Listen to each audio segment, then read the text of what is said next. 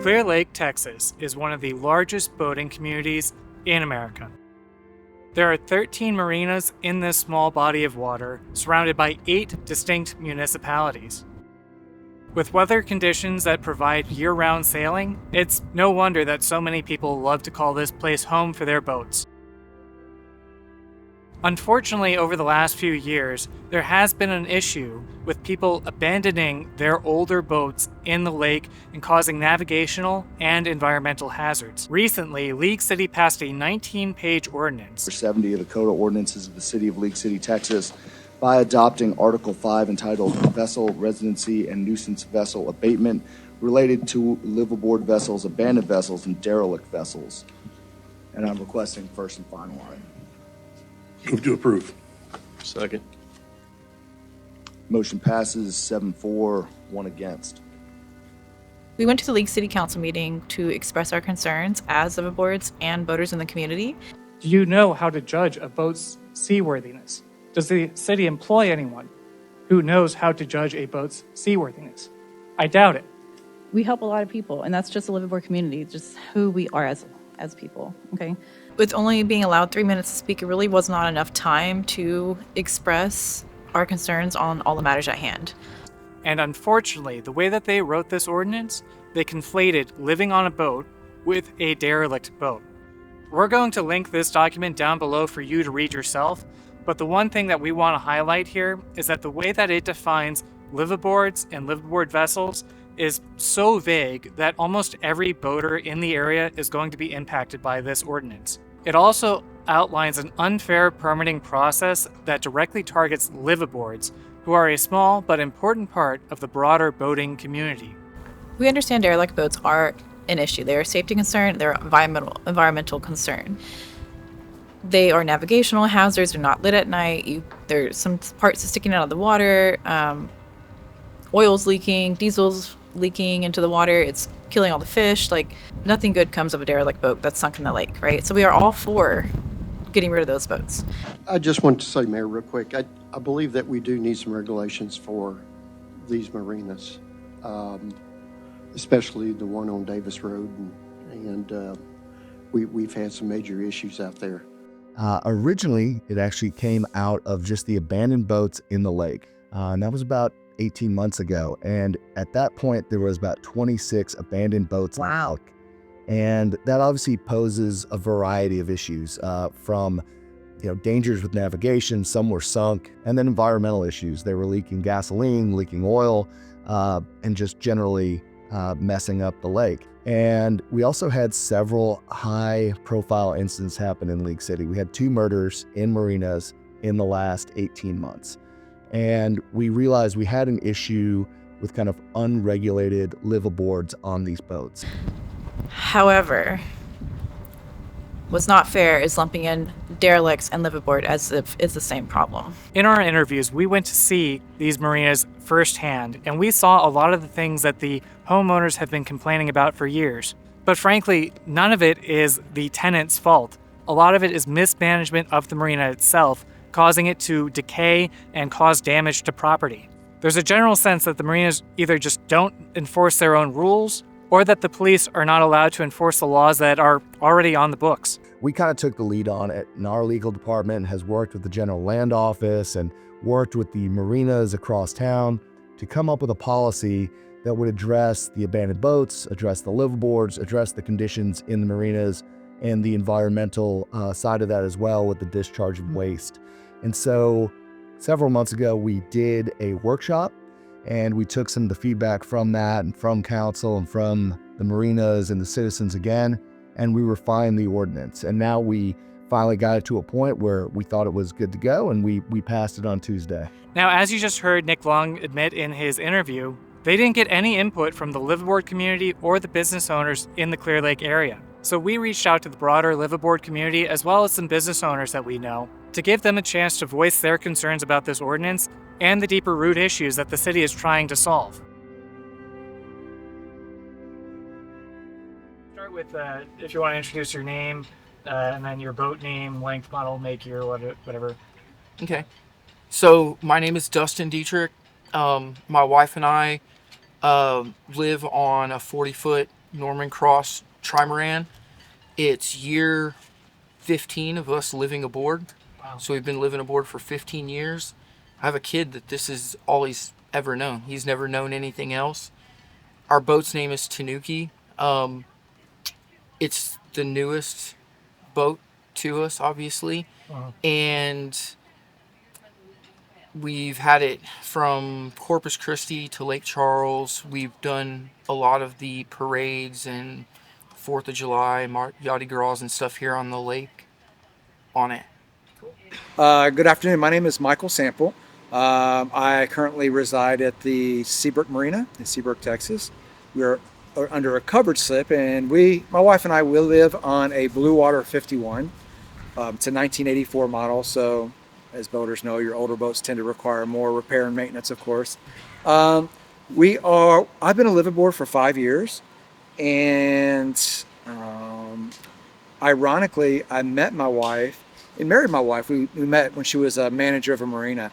And so I lived at one of the marinas in the area, and she was the manager, and we met and went out. And that's how I wound up meeting my wife, Carmen. So the name of our boat we changed the boat. It went from Southern Comfort to It's Always Something. And if you're a boater out there, you know why we changed the name. It's Always Something, because that's true to name. Yeah. Hydrant. Yeah. It's right My there. boat's, well, I still have my boat, but like, I used to be over on 17 right here. Yeah. I mean, mine is still right there, which is. I'm Ashley Shutter, and our boat is sailing Papillon. She's currently in Mexico right now, and we were hoping to bring her back to Kima, possibly. Oh, my name's Travis Croft. We have a boat together, Yeah. and our boat is still in the middle of what has turned into a long and expensive refit. But we would like to be able to come back here and live aboard the boat without being harassed by the government. How long have you guys lived aboard in general? A good portion of my life. I'd say 80% of my life. Yeah. I've lived aboard less than she has, but I've had maybe 6 years of my life that I've lived exclusively on a boat. Mm-hmm. So it's been really nice. So my name is Daniel Canarian, and I guess I've been boating for, I don't know, since 25 years. And so this boat is a 2013 Hunter 40, and we've sailed it a lot of places. How long would you say you've been a liveaboard? So I haven't been a liveaboard yet. I mean, it's something that I could consider and would consider. But, I do stay on this boat quite a bit. My girlfriend is a flight attendant. When she's out of town, a lot of times I'll come down here and spend the night on the boat. Oh, yeah. And then, weekends, we come down here on the weekends, and we can spend, 3 days, 2 days, almost every weekend down here, doing things with the yacht club or, with friends or, something on the water. Hi, I am Casey Lambert, one of the owners of Blackburn Marine, located here in Leak City. We are a family-owned marine wholesale and retail business in our 58th year of operation. We've been doing this a very long time, and this liveaboard ordinance is a bit of concern for us.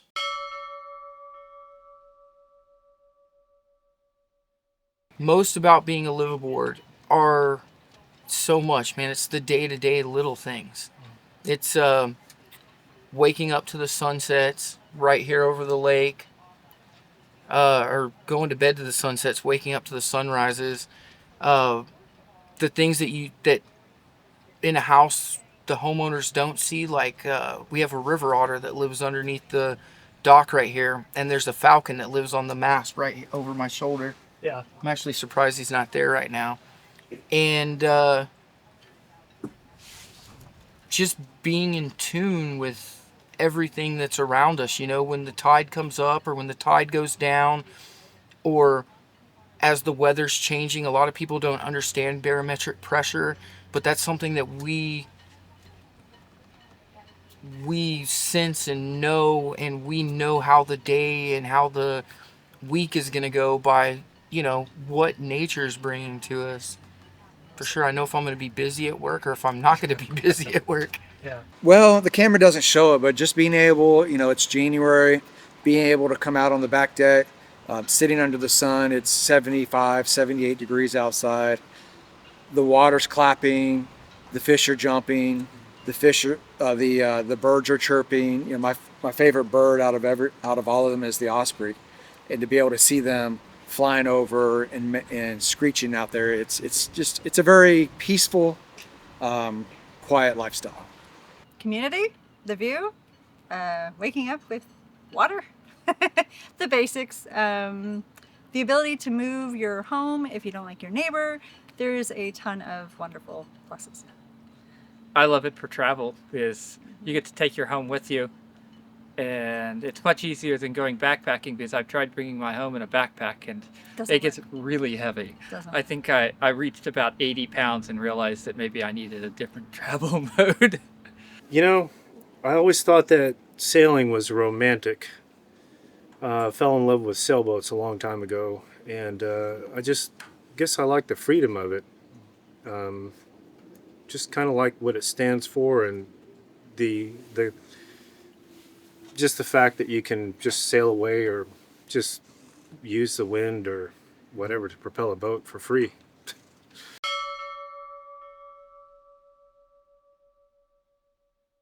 The diversity. When it comes to the Liveaboard community, there is no one size fits all template for the Liveaboard community. There are pilots and doctors and captains and divers and nurses and day traders and code writers and everything, man. I can't even, I've met every single person from every walk of life that are drawn to the boating community. I think people should be aware that the liveaboard community and the marinas are in fact the stewards of the marinas. On our dock here, we have 3 liveaboards right next to me and right across from me. Super nice neighbors. And one of the things that a liveaboard does in the marina is we sort of look out for the other boats that are not occupied. When we walk the docks, we look for dock lines, as we had talked about earlier. We look for water lines. We work for sheen in the water. We are the eyes and ears of the marina. And when we see something out of place, when we see something, we say something. We report it to try to keep on top of the various matters that could take place in the marina. We're a very tight-knit group of people.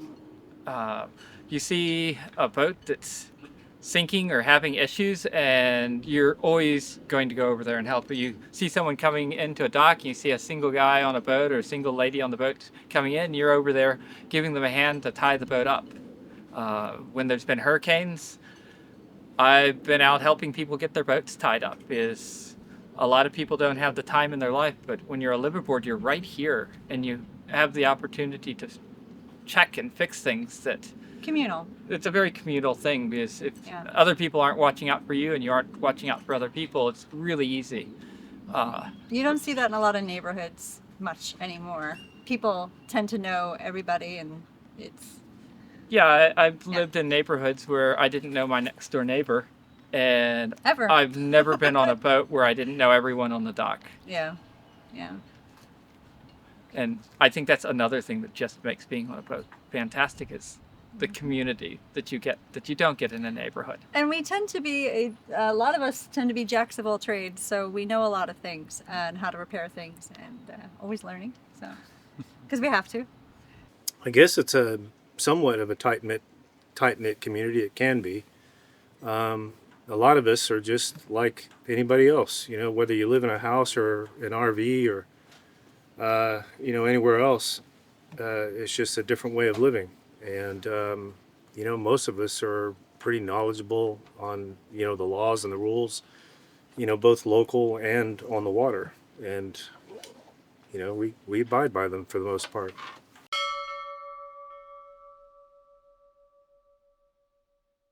Well, having a storefront here in Leak City, people who live aboard tend to do more maintenance and care for their boats quite a bit. So they spend quite a bit of money here in our store, which has been a very, very good benefit for us.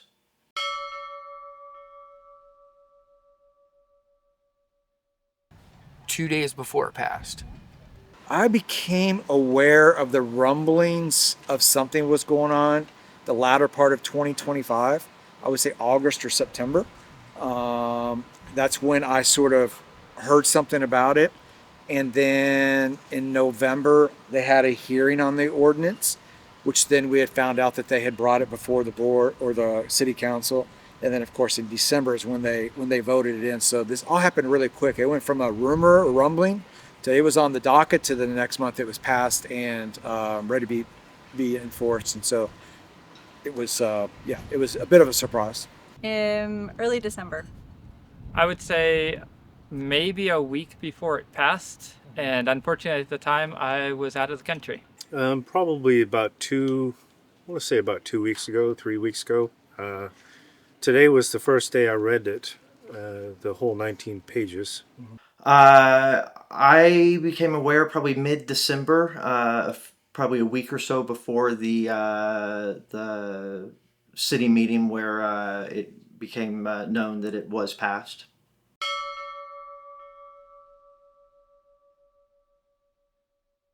I did not go to the city council meeting. I did call and let a bunch of people know, but as the city council meeting was starting, we got a call to do a tow and literally went in the clothes we were going to wear to the city council meeting out to do a rescue out in the bay. Yes. I did not, but I wanted to, but I just was not in the country. You were there in spirit. I was there in spirit. I was in Mexico. Did you go to the city council meeting? I did not. Go to the city council meeting? I went to the latest city council meeting. That was when they voted it in and they had public comments, in which case I was up and I did speak for 3 minutes to talk about the ordinance. I'm a liveaboard on a boat because that's my passion. My wife was a former manager at Marina del Sol, which I know is one of the targets that you all are having trouble with, and rightfully so.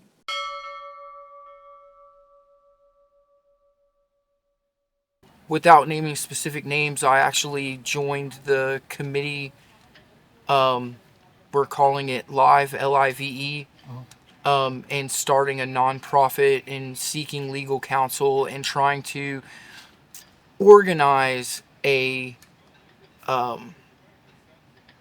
group of people, get everybody's ideas and thoughts together to reach out to the city council. So we have an organized response to them. I have, after the ordinance was passed, all of the emails and phone numbers for the city council and for the mayor were made public, which it's public information anyway, but it was put out there for us to reach out to them. And I put together a group email, a very polite, nice email, reaching out to all of the city council members, inviting them to sit down and having a conversation with a liveaboard. And that has been several weeks now, and I have not yet heard back from any of them. Personally, no. I have not, but I have looked to see when our next meeting is, which is on the 15th? 14th. Yeah. I haven't, mainly because I just really don't know what to do with that aspect.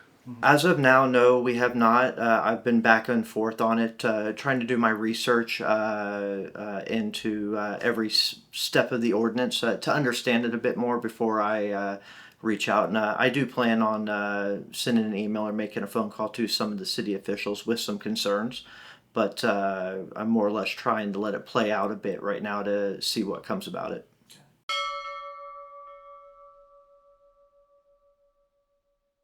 There's a lot to that. Number one thing I believe is the signing of waivers. I believe the city is requesting people sign waivers to get the permit because they're not allowed by law to do those things unless they have a waiver from you. The second biggest thing I would believe would be the taking and disposing of someone's boat if it's broken down for more than 10 days. Because I take a lot of care of my boat, and last year I had a breakdown on a water pump that's a relatively simple breakdown that took me 3.5 weeks just to obtain the part. the first thing that worries me the most is how the city of League City conflated the liveaboards with the issue of derelict and abandoned boats, because those are two separate matters. They're, in my opinion, they're not even related. And I think the fact that you have a couple of marinas on the lake that have derelict boats and abandoned boats that have subsequently been occupied by, whether you want to call them squatters, we don't know how these occupants came about, but they have now tried to make it one and the same message. And that's my biggest concern, is the messaging on this, because like you asked, a liveaboard is the steward of the water. We live in the water. This is our playground. And so we go above and beyond to look out and take care of that. So by mixing those two together greatly concerns me. The requirement to be able to come onto our boat and do a search definitely worries me, because this is our home, this is our domicile. Just because it's in the water does not mean it is any less of a home than somebody who lives in a 3-bedroom, 2-bath, 2-car garage, mows the grass on the weekend. Ours is just different than that. That concerns me. Constitutional issues as well. Infringement on our liberties. Not having a place to be, not having our home have a place to be. It's terrifying, actually. I really see it as a government looking at a problem and picking a small group of people to blame all the problems on, and then creating onerous regulations that are not going to solve the problem, which likely means that the next step is to make the regulations even more onerous, because what they've done is not solving the issue of a few people who don't have the money to properly maintain their boat, or the huge number of people who buy boats and leave them in the marina. Maybe they come check on it once a year and they don't do the maintenance, and eventually the boat becomes worthless, because if you don't maintain a boat within 5 to 10 years, your boat has lost almost all the value you bought it for. And that's part of the ordinance I'm for, is to... And that is something I would like to see improvements on. Yeah. But the ordinance really doesn't deal with that, because it's, even if I didn't live on my boat, if I'm going and working on my boat for the amount of time, we spend almost a third of the year working on our boat. Well, we're in a bit of a different category. Yeah, true, but it's not that far off. I mean, the boat I had before, I spent weeks and weeks every year or every month working on that boat, and nights and weekends. Yeah. And if you are being considered a liveaboard because you're working on your boat, that's going against what the ordinance is looking to do. No, it's also just having, linens and pots and pans. Yeah, but having an ordinance that tells you can't be on the boat, and if you are working on your boat too much, you're penalized for working on your boat. That's entirely against what they're really trying to accomplish. They want boats that are nice. And if you're telling people they can't spend the time it maybe needs to make their boat nice without having the government step in, that's just ridiculous. Awful. Well, I'm not a liveaboard, but I do spend a lot of time on my boat. And I do worry that, I can be classified as a liveaboard, by some of these ambiguous definitions that are in there.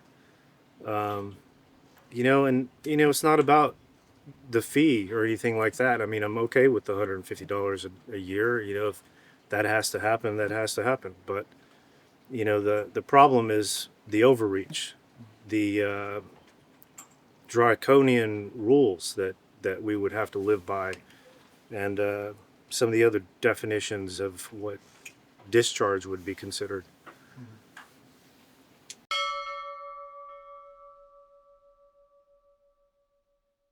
I could see some negative impact if this ordinance goes through with no changes. Absolutely, because I see a mass exit in liveaboards. Not only the people who are living aboard, but the ordinance also does affect people who may not be living on the boats. But if they spend 10 more days on the boat, they are now a liveaboard. So they are under that ordinance. So I could see some of the boats leaving not only the city, the lake, but possibly even the state to get away from the ordinance.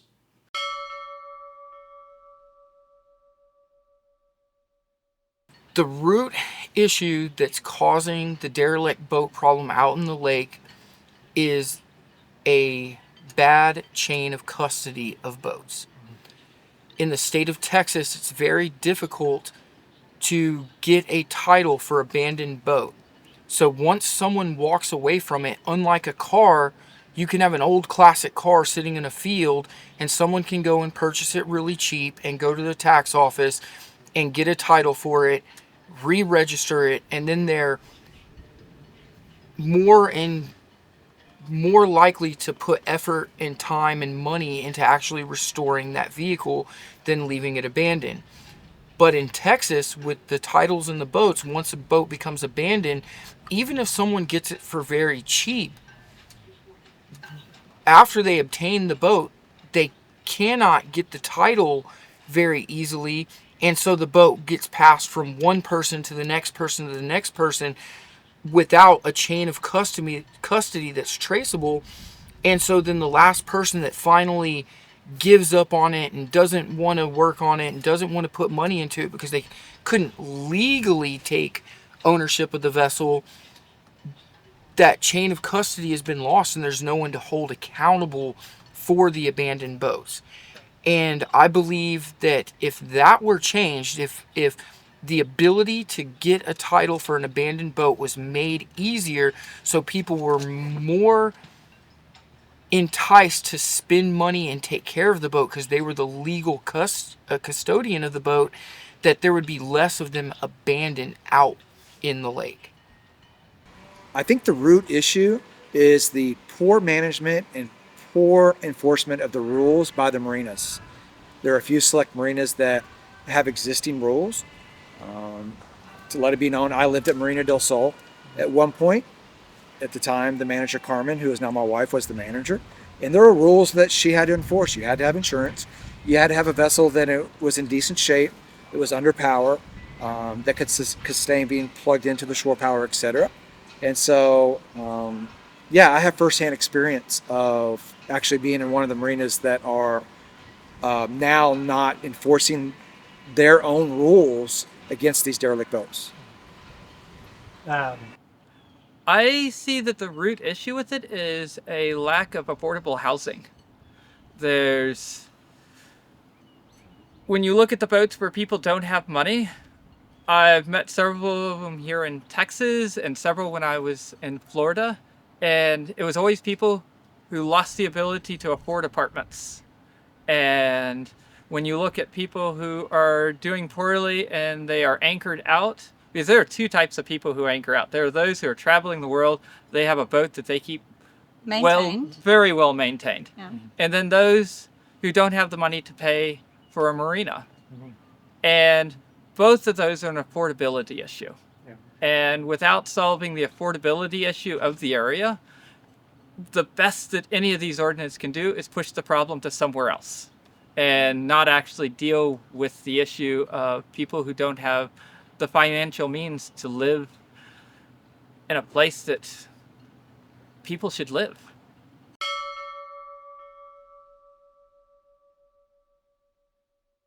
No, absolutely not. I will not sign any waiver that will put my boat in jeopardy, especially with how vague the ordinance is. There's no thresholds on some of the things that they request, like the testing of the water. What is the threshold that you're going to be testing? And then it also states adjacent to your boat. Well, what is considered adjacent to my boat?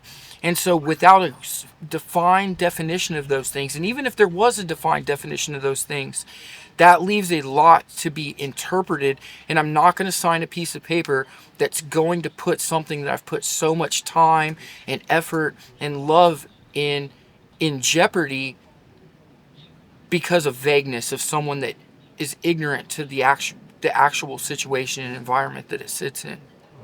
We have no desire to move. We'd have to cross that bridge when we come to it. you can't continue to run from the problem because the problem is not going to go away.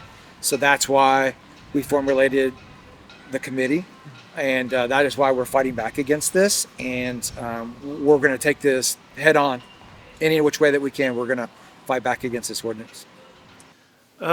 Depending on how these rules get implemented, I might consider leaving here. And I will say, I love this marina. Yeah. I love this area. This is probably, it is not probably, it is one of the largest concentration of recreational boating in the United States, hands down. It's affordable here, and when I say here, I mean Texas in general, not as expensive as other places where boating is, popular. But yeah, I've been in this marina maybe 15 years now, 10 years with this boat. But we would consider leaving, because of this ordinance for sure.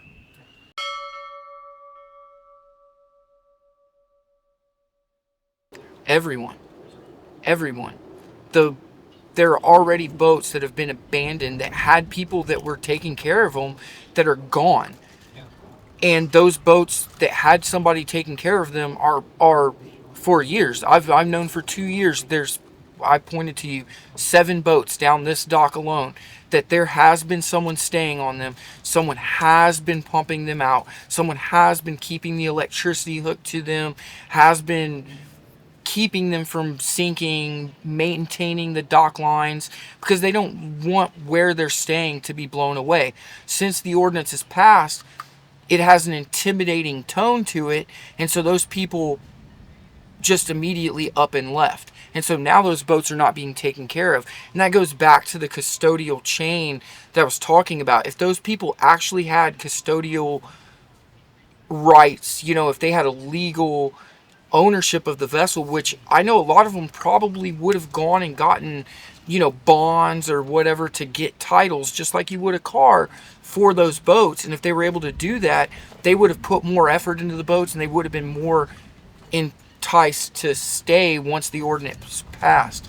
But everyone, and the boats being abandoned is going to impact the city and taxpayers and everything else, because now you have 7 boats that are down here. As they begin to sink, that's $5,000 to $20,000 per boat that the city or the GLO or the taxpayers or somebody has to come up with the funding to remove. So the people that were staying there, the marina management, what are they going to do with the boats? The taxpayers, the state, the city, they're going to have to come up with the funding to remove them. Somebody like us, our business, or Billy Kern with Cito, or A1 or somebody down the road is ultimately going to physically have to get that body out of the water. Then that vessel is going to wind up in a dumpster, in the dump, somewhere, and that's even more impact on the environment. Instead of keeping it as a vessel taken care of now, it's a whole infrastructure and environment that is. There's a lot of people being negatively impacted.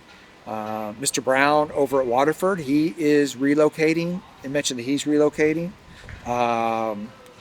Joshua, he's being asked to move. I believe he's moving to Watergate. So yeah, so there are numerous people that are already having to relocate. I do know the Houston Yacht Club has reached out and they've put out an offer for liveaboards that need to relocate. They're offering them to come over to move to the Houston Yacht Club. And so, that's, I don't know how far that message just got out, but definitely if those that are affected by this and have, vessels that are up to par, so to speak, there's definitely an option there as well if they're forced to move. Yes. Yeah, we've got friends. We've got a friend over, what is the marina that you used to have a slip in? Me? Yes, you owned one? Oh, Carrie and Dan at the wharf, yeah. And they are very much into the Constitution and the Fourth Amendment and also the Second Amendment and the First Amendment. Oh, the amendment. All of them. They can quote all of it off, and they are not happy about how this is going. They got onto a boat to get out of being in an HOA, and this is worse than an HOA. No one deserves to have a random search happening by the government just because you sign a lease to live at a marina. It's no different than having an apartment, and it shouldn't be treated like we're third-class citizens. It feels kind of like they're treating us as if we're immigrants coming into the country and we're illegally here or something. Yeah, I mean, there are liveaboards that, that I am aware of. There is one particular that I just spoke with. He's leaving.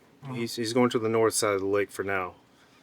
But yeah, I don't know of anybody who's really happy about this.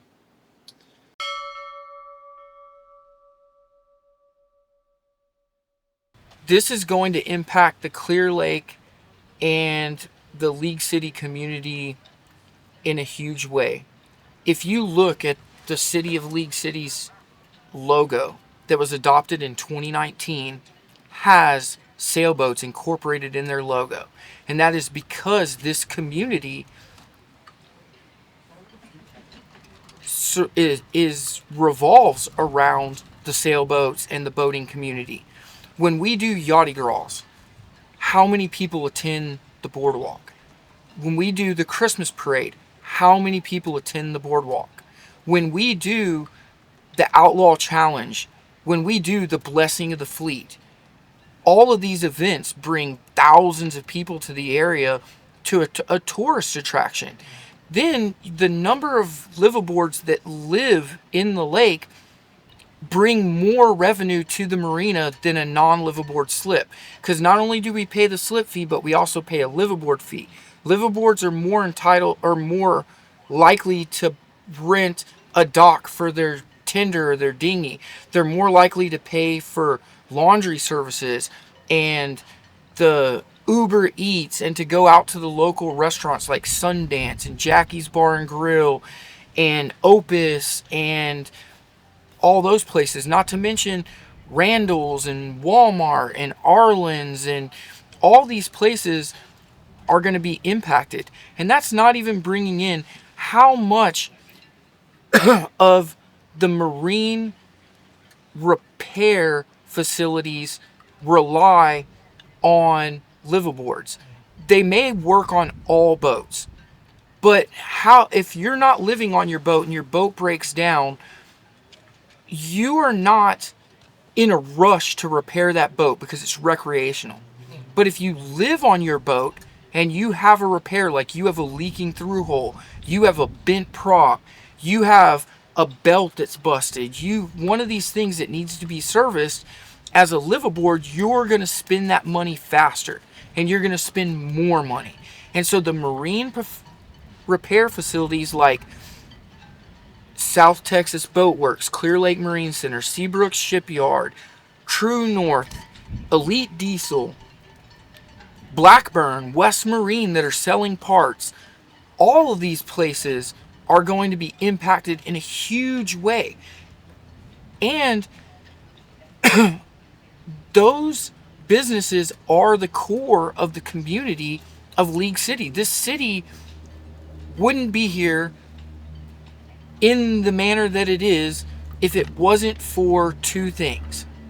And those two things are NASA and the boating community. And that reaches all the way from the container ships and the ports down to the boats. But how many liveaboards work at the ports, or pilots, or run the pilot boats, or run the barge push boats, and then when they come back from their time on the boats, wind up back living on their boat? The Seatow captain that lived next door to me, his job outside of Seatow is to clean up oil spills and chemical spills. The sulfuric acid that was spilled the other day, 100 million gallons. That's his job, to go boom that off as a hazmat specialist and clean it up. The oil spill or the sulfur spills that happen down in Pelican Rest. Then when he comes back from doing that job, he runs towboats for Seatow, picking up stranded boaters and helping clean up the derelict boats in the lake. He's also a liveaboard, which means he also spends money in the repair facilities, at the restaurants, at the grocery stores. My biggest concern are those individuals that are perhaps living on derelict boats that have nowhere else to go. And now you have the city that is moving in to possibly seize their vessel and displace them from their home. Whether you agree with the condition of their home or not is, to me, not the point. These people will have to go somewhere. And my concern is that when push comes to shove, they're going to figure out a way to move their vessel out of the marina, perhaps go out into the lake and anchor, right? And so if these vessels are not up to par, which they say, are they taking on water? Are they leaking fuel? Is their septic able to pump out? So now they potentially could be anchored in the lake, disconnected from power. Maybe they're taking on water. Maybe their batteries are not sustainable. And then what's going to happen to a few of those boats, perhaps? They could sink out there. Now they become an obstacle. Now we have a bigger problem. So I really am worried about a significant number of these vessels relocating out to the lake and anchoring and becoming basically kicking the problem, so to speak, out to the lake. Large businesses. I think a big reason that there's as big of a boating community here is that it has been a very easy place to have a boat. The costs were not so high that a person who has a middle-class job couldn't keep a boat and still have a home. And it makes it to where we have wonderful facilities around. We have more stores than most places I've been for getting boating parts. And I don't think it would be hard to make that less of a thing. I mean, many of the well-maintained boats here are the ones that people are living on because they're a lot of them. Because they want to live on them. They also want to go places. And the people who buy a boat to go out in the bay, but they never go, they're not as worried about it being perfect. And if you're planning on heading across the Atlantic, or which we're kind of looking at maybe 2 or 3 years out, you have to have the boat meticulous. Otherwise, the ocean's kind of a cruel place. Unforgiving. Big businesses around here, though, for sure. I think definitely will be impacted. Less boats being had, less boats to work on. You know, just a complete decline. If you look at the Bahamas and what's happened over there, I mean, it speaks for itself.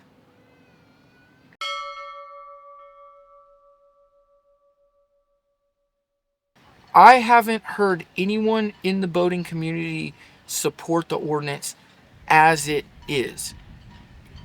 I know people in the boating community that support portions of the ordinance, as do I. But in its entirety, as it is, I do not know one single person in the boating community that supports it. There have been some rumblings on some of the Facebook groups. We posted our petition on the talk of Kima, the talk of Seabrook, etc. And on the surface, people chime in, and their initial response is, yeah, we have to do something about these abandoned boats, which we don't disagree with that. We fully support that. There needs to be the enforcement of the existing rules and laws in place to deal with these boats. But once you start getting into the thread and you start educating these people a little bit about the liveaboard and the derelict and the abandoned boats are not one and the same, they start to soften their stance a little bit. Once you agree with them that derelict boats are a problem, and we're not against that, it kind of diffuses any conflict there, and so they start to lighten their stance on that just a little bit. I have not met anyone who supports it. And anyone I've mentioned it to, either they haven't heard of it or they don't think it's the right direction to go. Same. Yeah. No, I haven't heard of anybody supporting this yet. Daily, I hear it through the store when customers come in, they bring it up, they ask us about it and our opinions. I'm on a Facebook group called Clear Lake Liveaboards, which I'm seeing a ton of feedback, mostly negative. There is a little bit of positive I'm seeing, but there is a bunch of local businesses, marine businesses, and also some of, from what I hear, some of the restaurants and local establishments who are not very happy about it because they're concerned of losing business.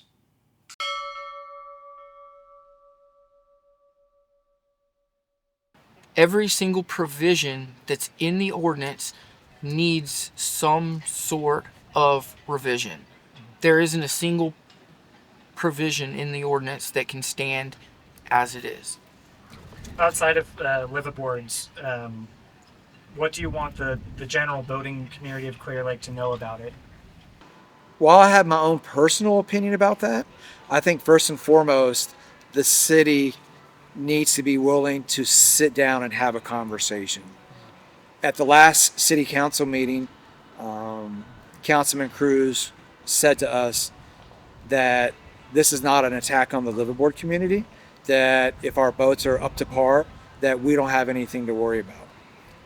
The flip side to that is there was a conversation preceding that regarding a gentleman that owned 6 acres here in League City that wanted to build a home on it, and the development department denied his permit because he would not give an easement to a drainage ditch that ran through his property.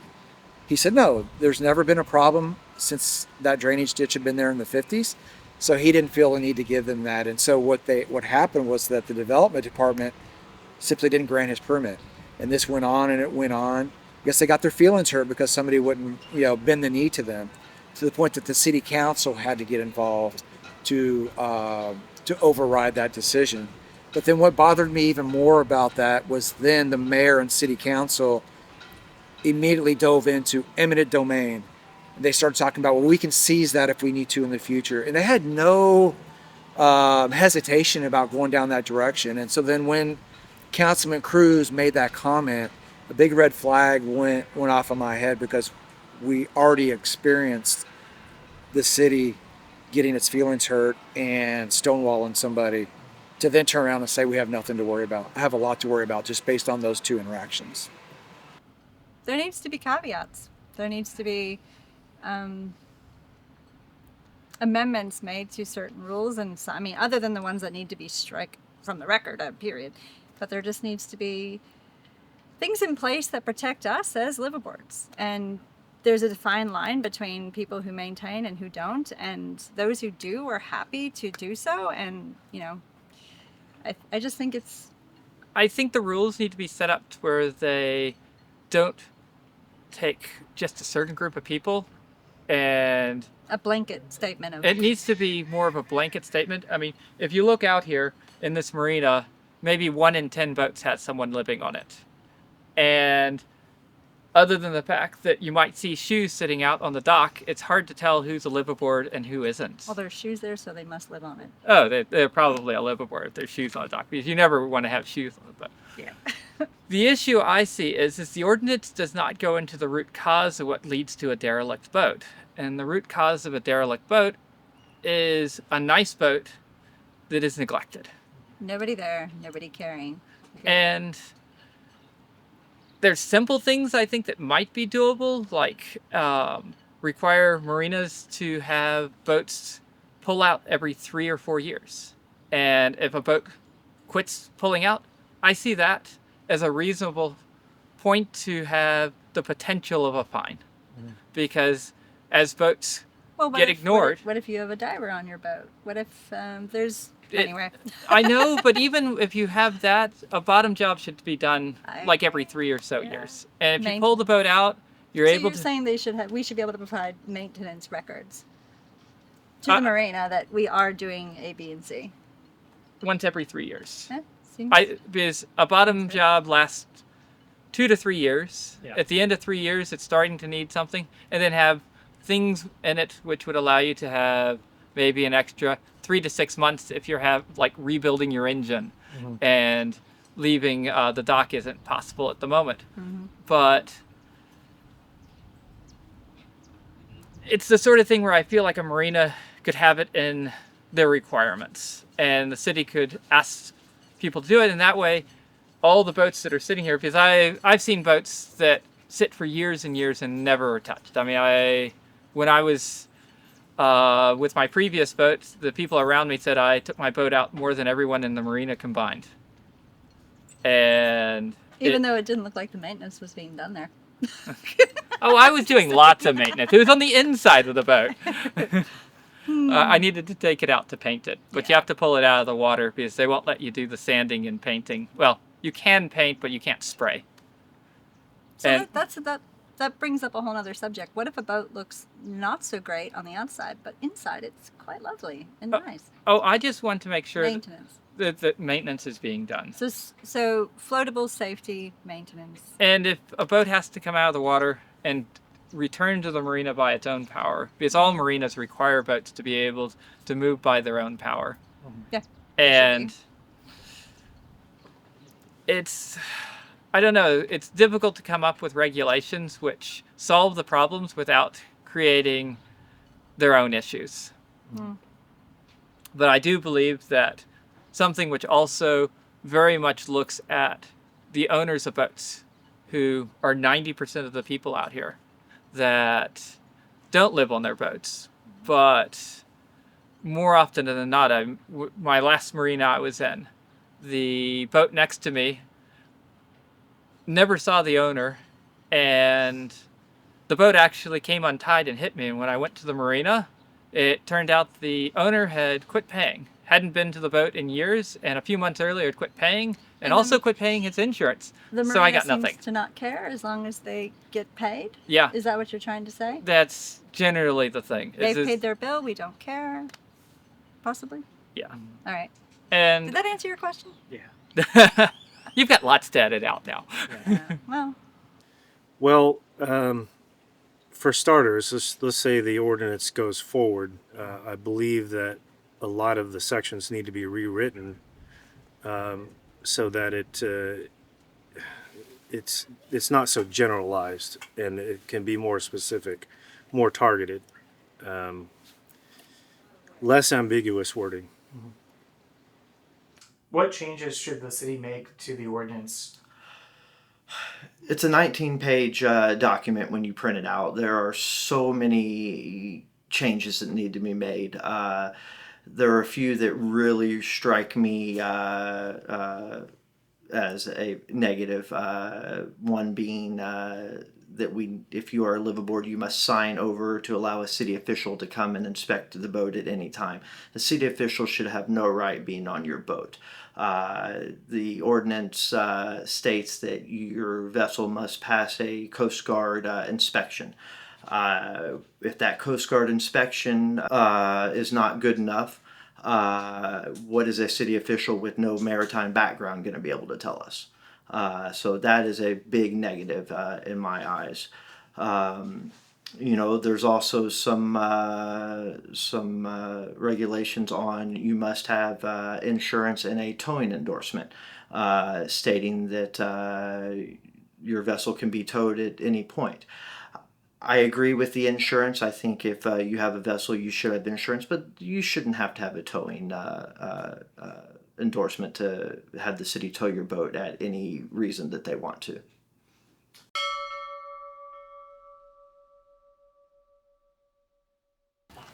Without being extremely specific to the question, the ordinance has absolutely zero to do with people that live aboard boats.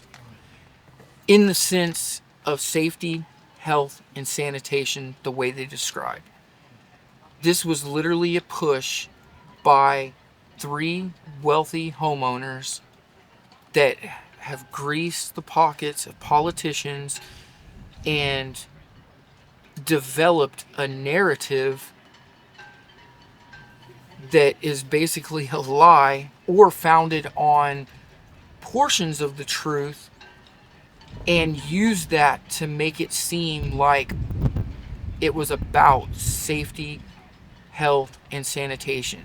But ultimately, it's about real estate, power, and money. I want the general boating community to know is that they don't have to lay down and take this. A few of us have stood up.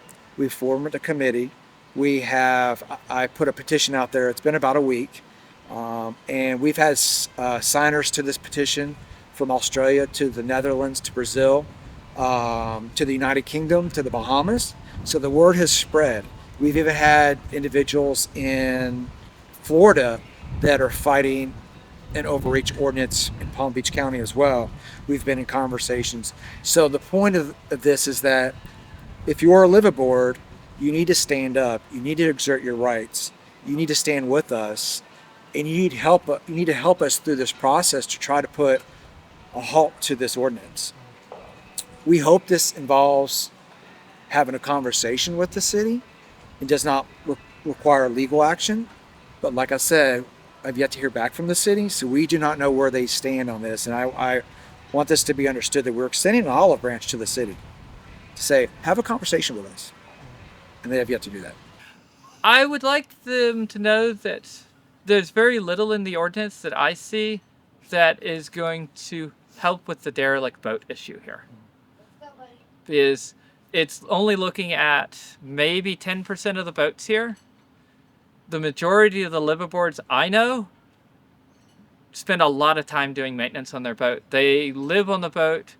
Having their boat sink is a big fear because that's where your memories, your things, your laptop, your computers, documentation, they're all on there. So I want people to read it. I want people to read every line of it, because a lot of people are just thinking, oh, it's going to blow over, it's never going to happen, but it literally could and is. And knowledge is power, and the more you know, the more you can try to do something about it. So definitely. That's why we're sitting here. Yeah. Great. Yeah. Any final thoughts?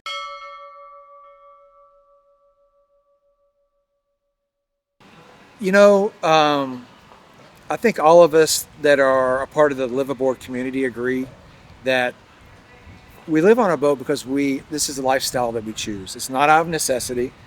I left a very good paying career recently to have my own business. I could buy a house, I could live in a house, but that's not the lifestyle that I choose, because this is for me. And I think the liveaboard community would agree with me that for the most part, we choose this. And this is, in my opinion, an attack on our lifestyle, an attack on the way that we live. And those that know me know that I'm not that type of person to just stand idly by and accept it. So I will push back in every acceptable way that I can, and that's what I've chosen to do. Awesome. Perfect. I hope I didn't talk too fast. No, you're fine. You can go and adjust the audio too. Okay. Yeah. I do want to mention that I do work on boats for a living, and a lot of my customers have boats that range from 35 feet to plus 50 feet.